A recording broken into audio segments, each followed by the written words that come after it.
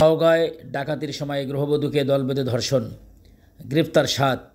নওগাঁর মহাদেবপুর উপজেলায় ডাকাতিসহ গৃহবধূকে দল বেঁধে ধর্ষণের ঘটনায় আন্তঃজেলা ডাকাত দলের 7 জনকে গ্রেপ্তার করেছে পুলিশ। এ সময় ডাকাতির কাজে ব্যবহৃত 2টি ধারালো হাসুয়া উদ্ধার করা হয়। মঙ্গলবার দুপুরে পুলিশ সুপার কার্যালয়ে এক সংবাদ সম্মেলনে নওগাঁর পুলিশ সুপার মোহাম্মদ শাফিউল সারোয়ার জানান, সোমবার রাতে জেলার বিভিন্ন স্থানে অভিযান চালিয়ে তাদের গ্রেপ্তার করা হয়।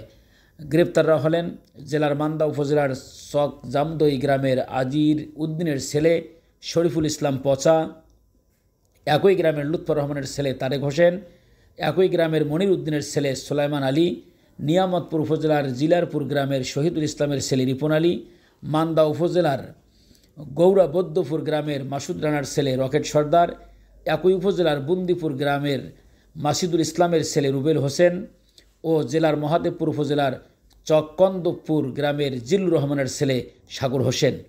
পুলিশ সুপার বলেন, গত 9 ডিসেম্বর রাত 11টায় মহাদেবপুর থানার খাজুর গ্রামে ডাকাতির উদ্দেশ্যে এক বাড়িতে প্রবেশ করে ডাকাত দলের সদস্যরা। তারা বাড়ির লোকজনদের অস্ত্রের মুখে জিম্মি করে একটি স্বর্ণের চেইন, নগদ টাকা এবং একটি মোবাইল ফোন ডাকাতি করে। এক পর্যায়ে ডাকাত দলটি গৃহবধূকে অপহরণ করে বাড়ি থেকে দূরে ফাঁকা মাঠে নিয়ে গিয়ে পর্যায়ক্রমে দল বেঁধে ধর্ষণ করে। খবর পেয়ে পুলিশ গ্রামবাসীর সহায়তায় গৃহবধূকে উদ্ধার করে। এই বিষয়ে 10 জানুয়ারি মহাদেবপুর থানায় নারী শিশু নির্যাতন দমন আইনে একটি মামলা হয়। এই ঘটনায় থানায় একটি মামলা হলে জড়িত ডাকাতদের শনাক্ত করে গ্রেপ্তার অভিযান চালায়।